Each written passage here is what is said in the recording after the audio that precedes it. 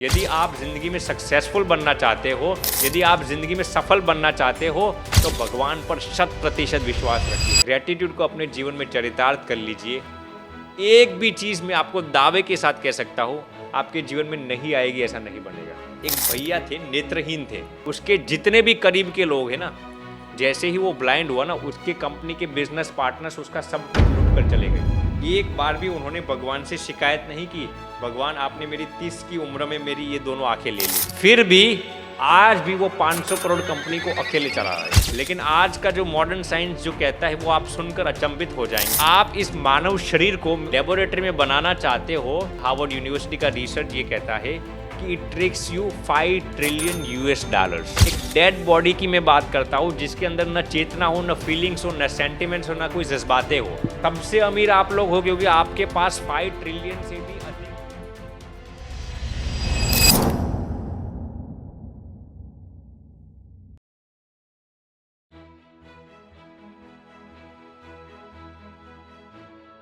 आप अपने जीवन में जो कुछ भी चीज़ हासिल करना चाहते हो ना, ग्रैटिट्यूड को अपने जीवन में चरितार्थ कर लीजिए।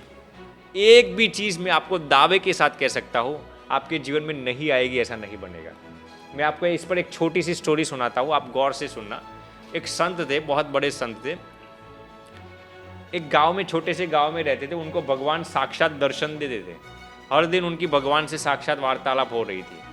तो गांव का जो सबसे अमीर इंसान था ना, वो स्वामी जी के कुटिया में जाता है और स्वामी जी को कहता है, स्वामी जी मैंने सुना है आपकी भगवान से साक्षात वार्तालाप होती है।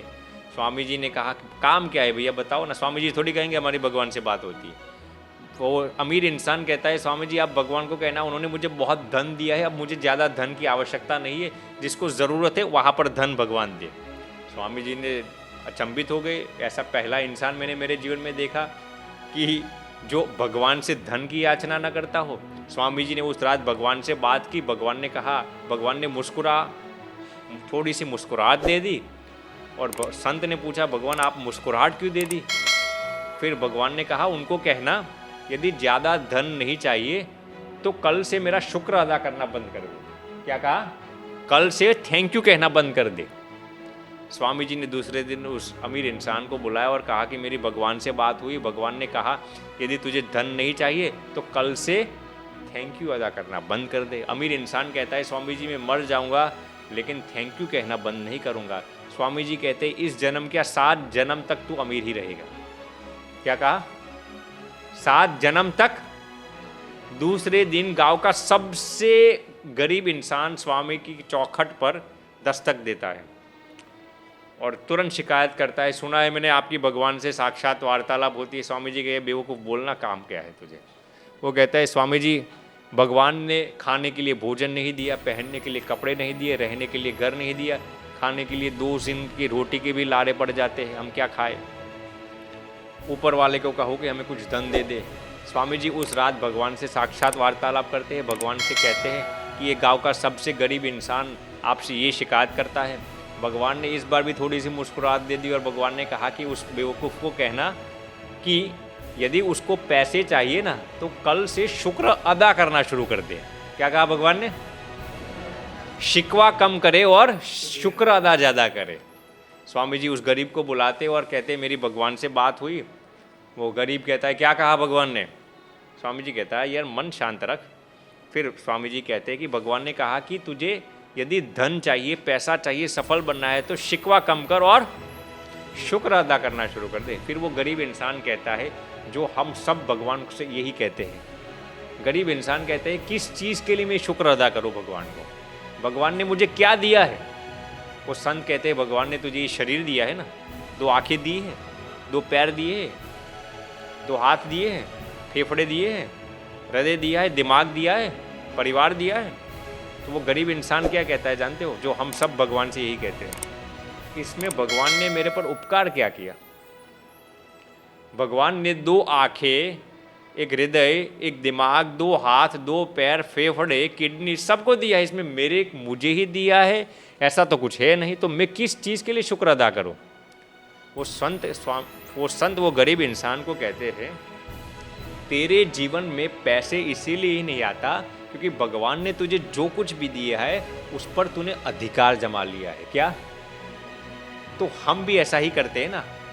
हमको भगवान 3 बार 4 बार भोजन देते हैं, रहने के लिए घर दिया है, पहनने के लिए कपड़े दिए हैं, सब कुछ दिया है, तो हमने आखिरी बार भगवान को थैंक यू कब कहा? आखिरी बार हमने भगवान को थैंक यू कहा हो ऐसा कम होगा। क्यों? क्योंकि हम इन सब चीज़ों पर क्या समझते हैं? हमारा अधिकार है। क्या समझते हैं हम ये सोचते हैं कि ये तो जो है मेरी मेहनत से ये सब मिला है, मैंने जो इतना लाखों करोड़ों का जो कारोबार सेट किया है, मेरा घर बसाया है, वो मेरी मेहनत का है, इसमें भगवान की थोड़ी कृपा है। तो जहाँ पर अधिकार भाव आ जाता है, मेरी बात गौर से सुनना, ये वेद वेदांतों का सार है, जहाँ पर अधिकार भाव आ जाता है ना, वहाँ पर कृतज्ञता खत्म हो जाती है और वहाँ पर भगवत कृपा भी खत्म हो जाती है। मैं आपको बताता हूँ, हमारे शास्त्रों में तो अनिल जी शरीर की जो अमूल्यता बताई गई है वो हमारे शास्त्रों में लिखा गया है कि 84 लाख योनि में भटककर हमें ये मानव शरीर मिलता है। लेकिन आज का जो मॉडर्न साइंस जो कहता है वो आप सुनकर अचंभित हो जाएंगे, आप सुनकर वाकई हक्का बक्का रह जाएंगे। हार्वर्ड यूनिवर्सिटी के रिसर्च के आधार पर अनिल जी, यदि आप इस मानव शरीर को लेबोरेटरी में बनाना चाहते हो तो कितनी कीमत होती है जानते हो? जिस शरीर के अंदर न तो कोई चेतना हो, ना ही कोई आत्मा हो, ना ही कोई फीलिंग्स हो, ना ही कोई सेंटिमेंट्स हो, ना ही कोई जज्बातें हो, ना ही कोई हमारी भावनाओं का आदान प्रदान किया जाए, ऐसे मर्दे को यदि आप लेबोरेटरी में बनाना चाहते हो तो रिसर्च ये कहता है, हार्वर्ड यूनिवर्सिटी का रिसर्च ये कहता है कि it takes you 5 trillion US dollars. How much? 5 trillion rupees नहीं, US डॉलर्स। 5 मिलियन नहीं, 5 बिलियन नहीं, कितने? 5 ट्रिलियन US डॉलर्स, और वो भी जिसके अंदर चेतना ना हो। एक डेड बॉडी की मैं बात करता हूँ जिसके अंदर न चेतना हो, न फीलिंग्स हो, न सेंटिमेंट्स हो, न कोई जज्बातें हो। उस डेड बॉडी को यदि आपको लैब में बनाना हो, it will cost you 5 trillion US dollars. अब मेरा आपको ये प्रश्न है, हमारे पास 5 ट्रिलियन से भी ज़्यादा डॉलर्स की ये अमानत लेकर मैं और आप बैठे हो ना आप सब। अरे मैं तो 5 ट्रिलियन नहीं कहता, 500 ट्रिलियन से भी ज़्यादा, क्योंकि हमारे पास आत्मा है। क्या है? ये किसकी रिसर्च की मैं बात करता हूँ? डेड ह्यूमन बॉडी की।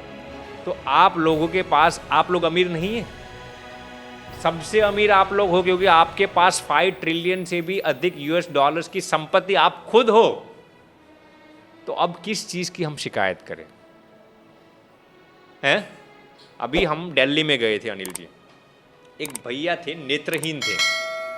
नेत्रहीन थे, 500 करोड़ उनकी कंपनी टर्नओवर हर साल करती है। नेत्रहीन थे, उनकी आंखें नहीं थी, अकेले, और वो भी जन्मजात नेत्रहीन नहीं थे।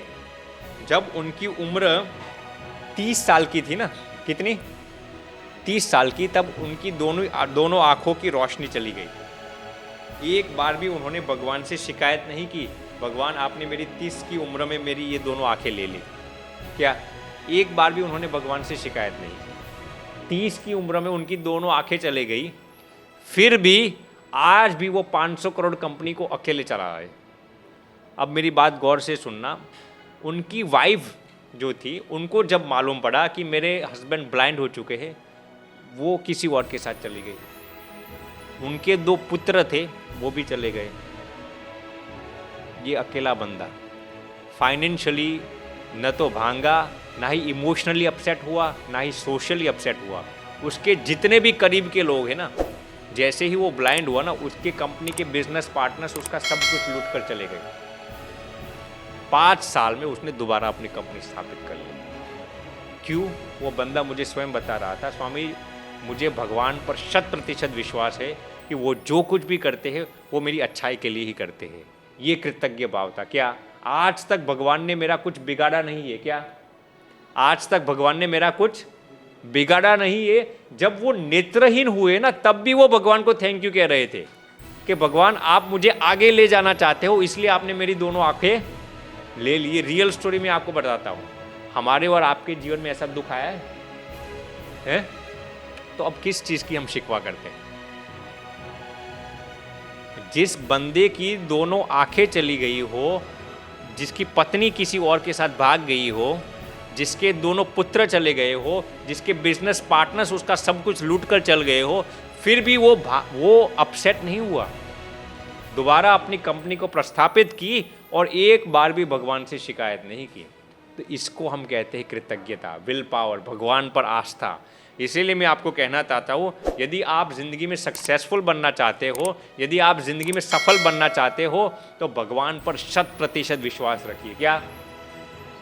100% विश्वास रखिए, आस्था रखिए, कृतज्ञता का भाव रखिए। इस दुनिया की एक भी ऐसी चीज़ नहीं है जो आप अपने जीवन में हासिल नहीं कर पाएंगे।